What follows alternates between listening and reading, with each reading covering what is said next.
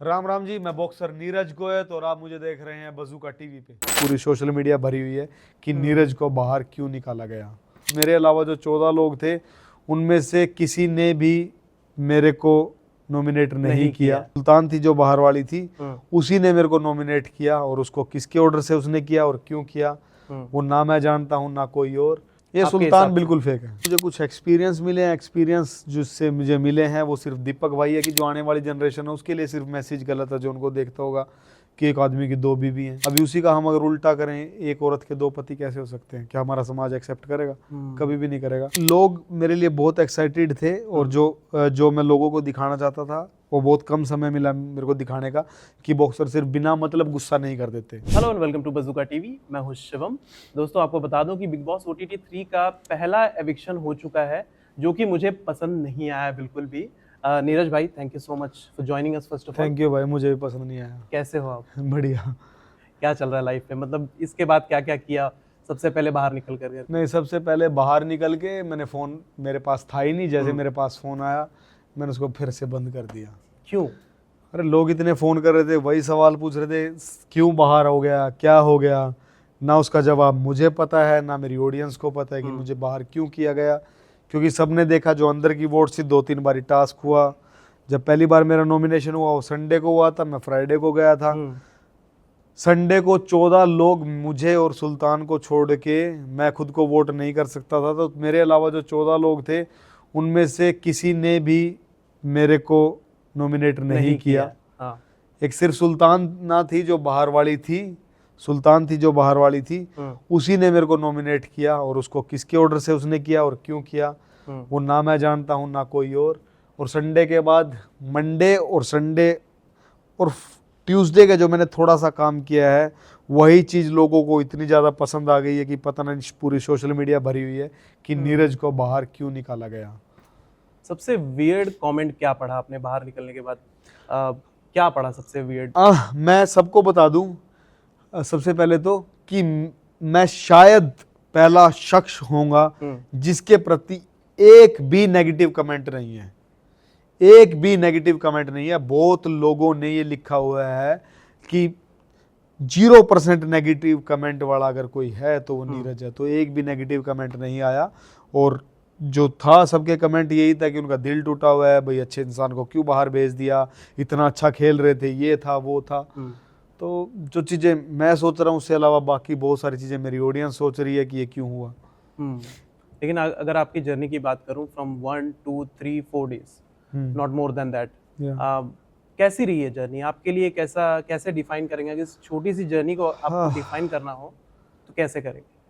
मैं डिफाइन क्या करूँगा, मुझे कुछ एक्सपीरियंस मिले हैं। एक्सपीरियंस जिससे मुझे मिले हैं वो सिर्फ दीपक भाई है, क्योंकि उनके पास मैं बैठ के मैं बहुत सारी चीज़ें पूछता था उनसे, क्योंकि उनको बहुत ज़्यादा ज्ञान है। और उसके बाद दूसरा एक्सपीरियंस मेरा ये है कि हम कई बार ऐसी स्थिति में होते हैं कि जो काम हमें नहीं भी करना चाहिए वो करते हैं। मैं आप सबको बता दूं, आज तक मैंने कभी कोई बीमार इंसान की हेल्प नहीं की, क्योंकि मैं उस सिचुएशन में कभी गया ही नहीं। हमेशा लोग मेरी केयर करते थे, क्योंकि मैं फाइट की तैयारी कर रहा हूँ या कभी कुछ कर रहा हूँ। तो पहली बारी मुझे मौका मिला किसी की केयर करने का, और वो केयर करके जो मुझे मज़ा आया है, वो जो एक्सपीरियंस है वो बहुत गजब का है।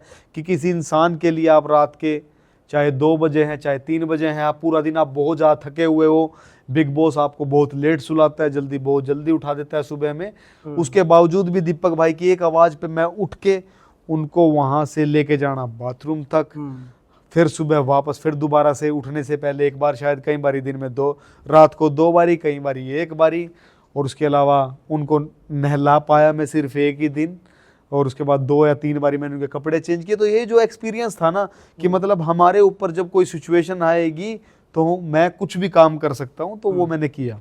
क्या लगता है दीपक सर मास्टरमाइंड है? क्योंकि सोशल मीडिया पर जितनी लोग आपकी तारीफ करते हैं उतना ही लोग उनकी भी तारीफ करते हैं, और उनको मास्टरमाइंड का एक टैग दिया जा रहा है।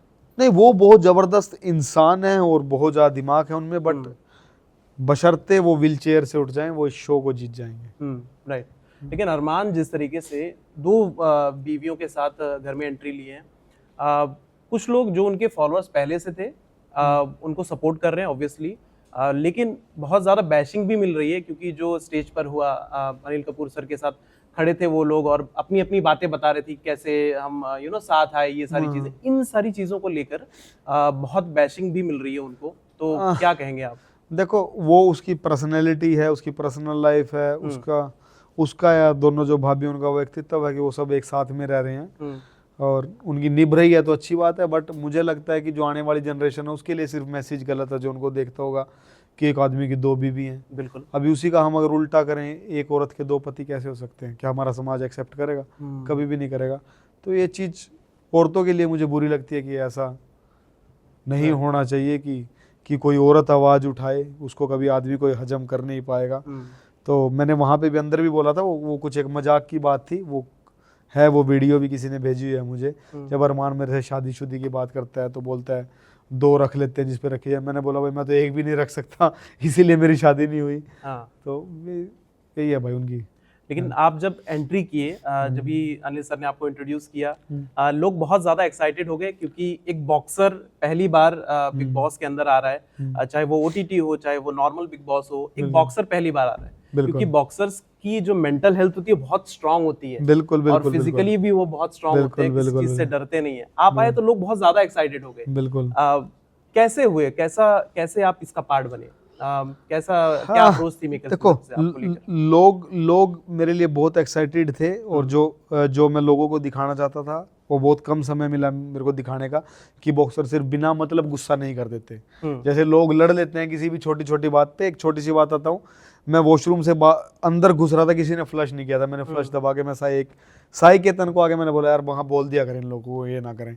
अब यही नॉर्मल साई केतन सबको जाके बोल रहे हैं यही बात कि ये नहीं करना चाहिए, ऐसे नहीं करना चाहिए। मैंने उसको बोला यार रोज छोड़ यार, रोज थोड़ी करते हैं ये। तो नॉर्मल लोग जिन बातों पे लड़ लेते हैं, मेरे लिए या किसी बॉक्सर के लिए वो बहुत बहुत ज्यादा छोटी चीज है। तो हम लोग एक्सट्रीम लेवल पे लड़ते हैं और जब हम लड़ते हैं तो किसी को तोड़ते हैं उससे पहले हमारी कोई लड़ाई झगड़ा कुछ नहीं होती। लेकिन कौन लग रहा है कि फेक है? मतलब ये सुल्तान बिल्कुल फेक है, सना सुल्तान बिल्कुल फेक है। और उसके अलावा मैंने किसी को जज नहीं कर पाया क्योंकि सब लोग मेरे साथ बहुत अच्छे थे। और बट कुछ लोग ऐसे थे कि जिनको मतलब बाहर चले जाना चाहिए आराम से, उसके बाद खेल में ज्यादा मजा आएगा। मतलब मैंने ये सोचा था बट उससे पहले मैं ही बाहर आ गया, क्या कह सकते हैं। लेकिन अगर फिर से जाने का मौका मिलता है आपको, क्या टैक्टिक्स होंगी, क्या स्ट्रेटजी होगी? क्योंकि अब तो एक्सपीरियंस भी है, पहले एक्सपीरियंस नहीं था। नहीं, मैं एक खिलाड़ी का एक्सपीरियंस हर चीज में होता है, वो किसी भी सिचुएशन में रह सकता है, कुछ भी कर सकता है। तो एक्सपीरियंस वही रहेगा, जिस तरह से खेल रहा था वैसे ही खेलूंगा मैं। मेरे व्यक्तित्व को चेंज नहीं कर सकता क्योंकि मैं एक्टर नहीं हूँ, मैं बॉक्सर हूँ, तो मैं वैसा ही खेलूंगा। बस हाँ ये है कि अब की बार जब अंदर जाऊंगा तो बहुत सारे लोगों की दुआएं लेके, और जो अंदर वाले हैं वो मुझे मतलब बेसब्री से मेरा इंतजार करेंगे। हाँ, तो ओपन हैंड्स के साथ मेरा स्वागत करेंगे कि लो फिर दोबारा से आ गया। तो मतलब वो नहीं सोचेंगे ले ये आ गया, बोलेंगे अरे अब मजा आ गया, ये आ गया। लेकिन अब आप एंटरटेनमेंट बिजनेस में आ चुके हैं, तो क्या यहाँ पर कंटिन्यू करना है या फिर से वही बॉक्सिंग? नहीं, बॉक्सिंग तो अपनी चलती रहेगी भाई। बॉक्सिंग कौन सा रोज थोड़ी कर रहा हूँ मैं ट्रेनिंग करता हूँ किसी फाइट के लिए, अदरवाइज मेरी नॉर्मल ट्रेनिंग चलती है। अगर मेरी कोई फाइट आ रही तो मेरा ट्रेनिंग कैंप चलता है, तो मैं ट्रेनिंग कैंप के टाइम में कुछ नहीं कर सकता। उसके अलावा तो ओपन हैंड है भाई अपने भी, कुछ मर्जी काम आए। एंटरटेनमेंट में आऊँगा तभी लोग बॉक्सिंग को और ज़्यादा फॉलो करेंगे। और अभी मैंने किसी और को भी बताया था कि हमारा एक वर्ल्ड चैंपियन है ओलेक्जेंडर उसिक, यूक्रेन से है, वो अभी हॉलीवुड की मूवी कर रहा है रॉक के साथ। तो अच्छा, जब ओवरसीज के बॉक्सर्स कुछ कर सकते हैं तो इंडियन बॉक्सर क्यों नहीं कर सकते? बिल्कुल बिल्कुल। Wish you all the very best. जो भी आप करें, आपको उसमें सक्सेस मिले। थैंक यू, बहुत अच्छा लगा आपसे बात करके। थैंक यू भाई।